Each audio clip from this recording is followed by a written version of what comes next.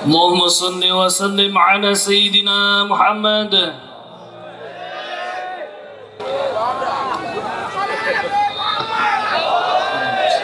Alhamdulillah. Alhamdulillahirabbil alamin. Yang kita tunggu-tunggu, alhamdulillah, guru kita Maulana al-Habib Muhammad Lutfi bin Ali bin Hashim bin Yahya, mata'ana Allah fi dhuli hayati. Amin. Semoga beliau senantiasa panjang umur, sehat wal afiat. Amin. Untuk senantiasa bisa memimpin kita untuk taat kepada Allah Subhanahu wa taala. Amin. Langsung saja hadirin rahimakumullah, marilah Kita dengarkan tausiah bersama guru kita Al-Mukarram Al-Habib Muhammad Lutfi bin Ali bin Yahya yang sudah ada di tengah-tengah kita. Sallu ala Nabi Muhammad. Assalamualaikum warahmatullahi wabarakatuh. Alhamdulillahil awalu bila ibtida wal akhiru bila intiha. Jami'u sifatil ulya wal izzati wal kibriya. Wassalatu wassalamu ala imami ahli sofai wal wafa, qutbil anbiya wal awliya, Sayyidina wa maulana Muhammadin khairid dawa likulli saqamin wada, rahmatan wa syifa fi sirri wal jila, wa ala alihi wa sahbihi ma damatil ardu was sama' amma ba'du. Ayuha sadati sadatina al-aizza wal fudala, yang saya hormati dan yang wajib kami mencintainya, para sesepuh, bini sepuh, para alim ulama, para habaib. Maaf apabila saya tidak bisa menyebutkan satu persatu, khususan Al-Ah Habibana Ahmad Al-Habsyi, dan yang saya hormati bapak-bapak dari Forkominda, Bapak Bupati, Bapak Wali Kota atau yang mewakilinya, Bapak Dandim, Bapak Kapolres, bapak-bapak dari instansi pemerintahan, sipil, TNI, Polri yang selalu kita banggakan, panitia penyelenggara dalam rangka Haul Al-Walid Habibana Ali bin Hashim bin Umar bin Taha bin Hasan bin Yahya, dan hadirin wal hadirat rahimakumullah. Mengenang, mengingat jasa seseorang memang tidaklah begitu mudah. Bagaimana don kita, prasangka kita pertama kali kepada para beliau. Maka beberapa ulama-ulama sepuan dan sesepuh, para habaib, sering mengatakan alaikum bi husnul dzan.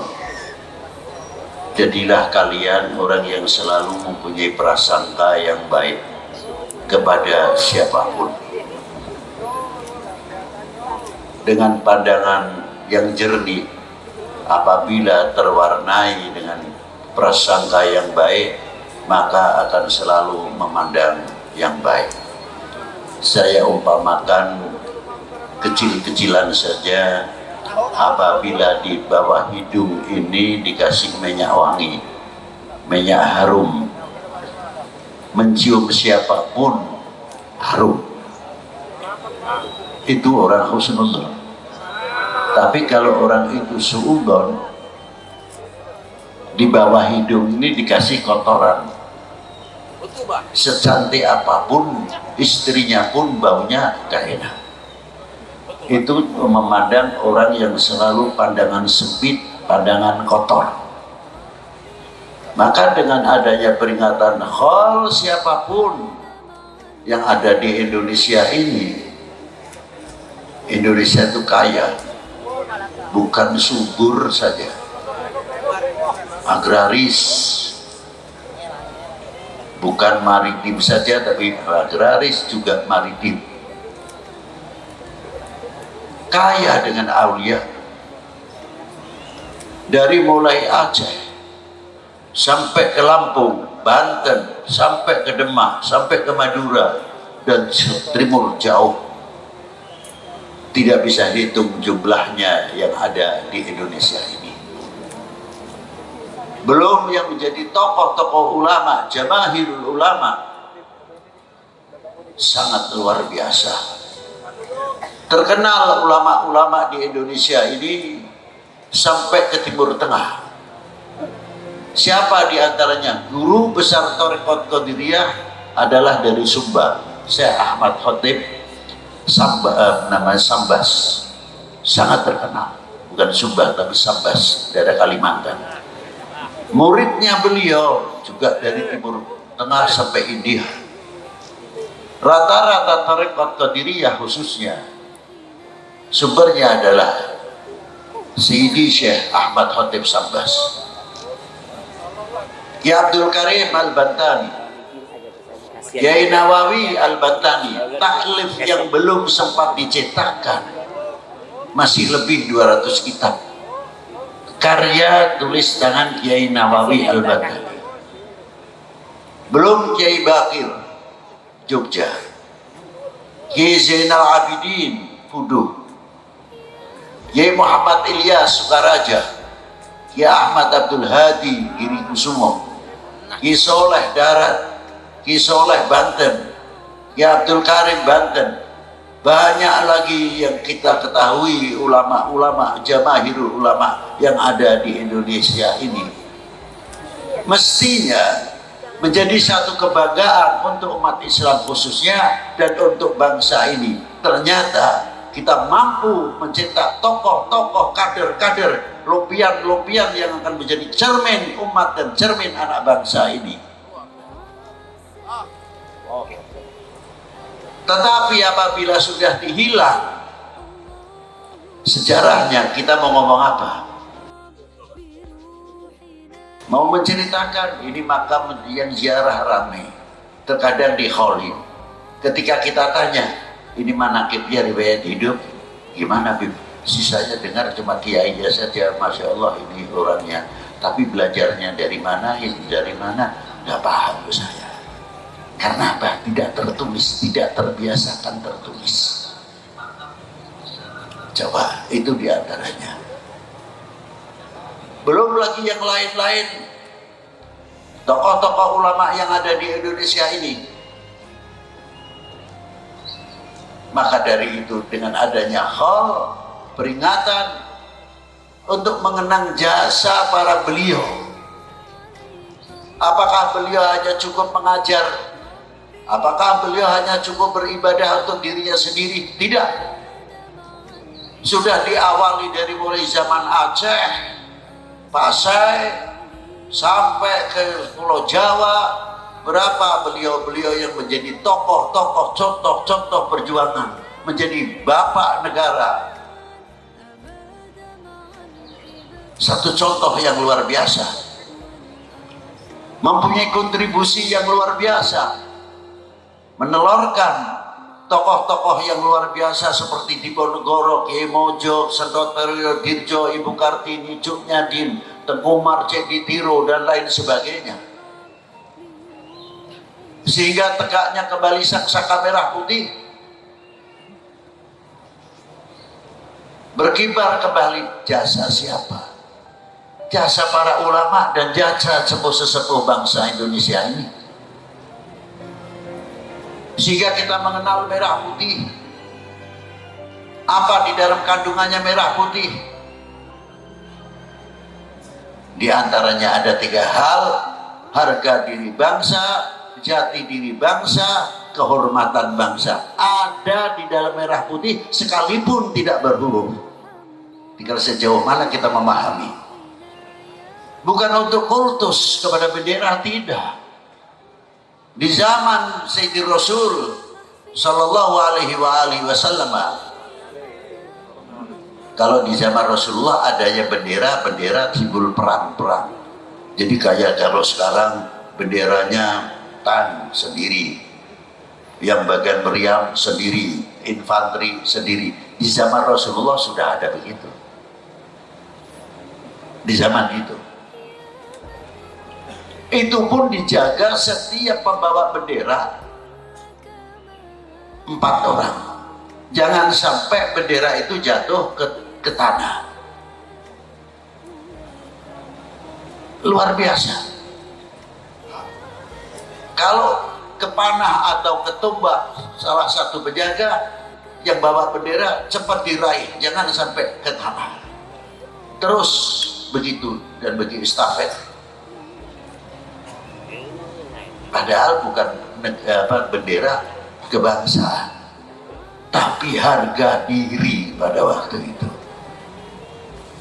dicontohi oleh para beliau.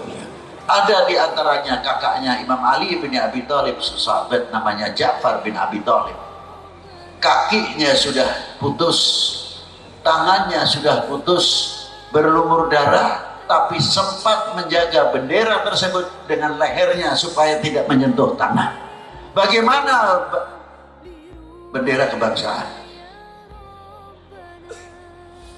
Sejauh mana kita mempunyai kebanggaan? Maaf, bendera partai boleh banyak,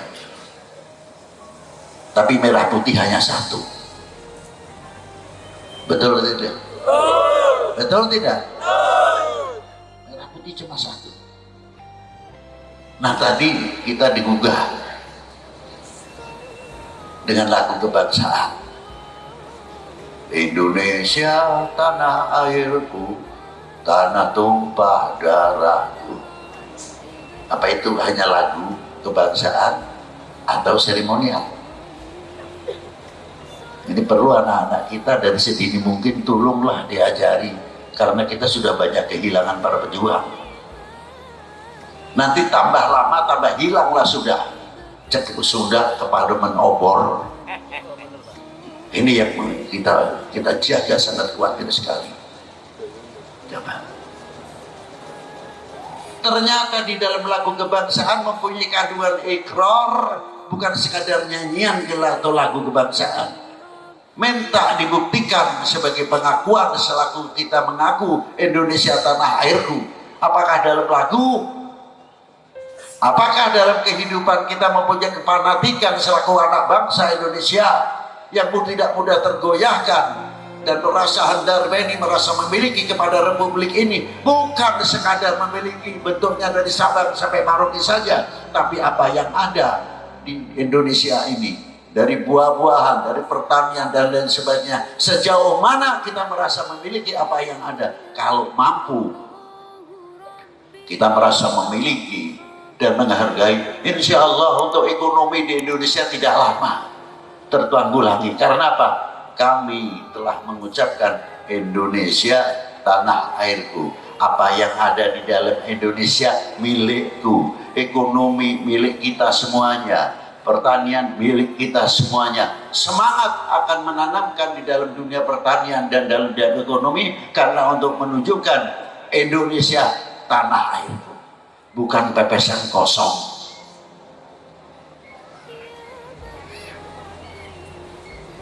Sering saya ucapkan, karena kita kurang memiliki, terkadang terbawa angin.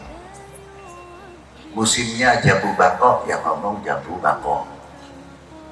Yang paling hebat lagi Kartes California, jauh amat.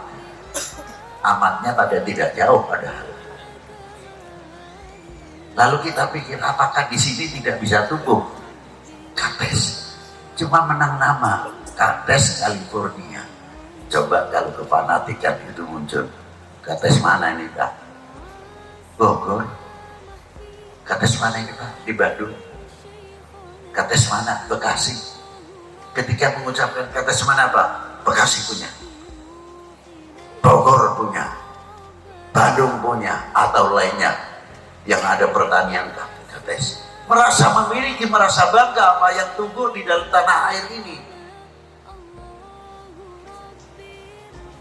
Kalau sudah bisa begitu, insya Allah produksi apa yang ada di dalam negeri ini cepat untuk naik, tidak terjadi inflasi dan lain sebagainya. Karena apa? Kita sama-sama cinta Indonesia. Setuju? Buktikan kalau setuju, jangan ribut saja. Bangsa lain sudah bikin nuklir, sudah bikin persenjataan macam-macam. dolar semuanya dikuasai dalam ilmu pengetahuan, ilmu kedokteran. Kita masih ribut saja, ini noblos A sama noblos B tidak akur. Ini nanti lama-lama lagi diputer lagi kasetnya. Apa antaranya membicarakan masalah khol, maulud, tahlil, manakib, talqin, tidak ada habis-habisnya. Sampai kapan negara ini akan maju? Malu mestinya kita rasanya kepada para beliau-beliau yang ikut andil mendirikan bangsa ini. Bapak bangsa yang berkibarnya kembali sangsaka merah putih. Wahai bangsaku yang kubanggakan, relakah negerimu ini terpecah belah? Jawab yang keras. Tolong buktikan kalau tidak. Mestinya begitu. Ini buah daripada khol. Coba sejarahnya Pak Dirman. Ya tahunya Jenderal Sudirman. Tapi generasi kita lebih lanjut tahunya hanya Pak Jenderal Pejuang Nasional. Diponegoro sama, Sentot sama, Gatot Subroto sama, belum lain-lainnya. Hanya sebatas itu. Nah nanti generasi yang akan datang saya berpikir kemana ini? Kalau sudah ke para menobor tidak tahu sejarah nenek moyangnya, tidak mengetahui siapa beliau-beliau itu. Coba. Habib Lutfi tidak bakal bosan akan menyebutkan, akan mengangkat Indonesia untuk tanah air ini. Kiai-kiai yang membicarakan masalah agama sudah banyak. Tapi melenturnya kecintaan kepada Rasulullah SAW, melenturnya kecintaannya kepada para ulama, melenturnya kecintaannya kepada ahli bait Nabi SAW, melenturnya kepada tokoh-tokoh bangsa ini mulai melentur. Melenturnya nasionalisme, merasa memiliki kepada republik ini semakin melentur, semakin melentur. Apa jadinya kalau semakin melentur? Tanggung jawab siapa itu? Tanggung jawab kita bersama. Tidak bisa akan menyalahkan A atau B. Ayo kita bangkit, ayo kita bangun. Kesadaran kita tingkatkan. Sudah bukan waktunya untuk memikirkan pecah belah. Bukan waktunya lagi. Itulah yang diharapkan para pejabat, leluhur kita dalam membangun bangsa ini. Ma'asyiral muslimin rahimakumullah. Coba kalau kita lihat bagaimana perjuangan para pendahulu. Mungkin di Betawi saya kurang paham. Kalau bikin rumah, padahal di zaman penjajah Hindia Belanda, kalau seandainya kita pasang merah putih, ya pulang nama. Sebab instansi pemerintahan pada waktu itu Hindia Belanda, benderanya bendera Belanda. Tapi orang tua kita, kiai-kiai kita tidak kalah akal. Bagaimana cara menanamkan merah putih kepada setiap anak bangsa pada waktu itu. Ini sudah tidak dipelajari, kurang untuk menganalisis sejauh mana. Maaf,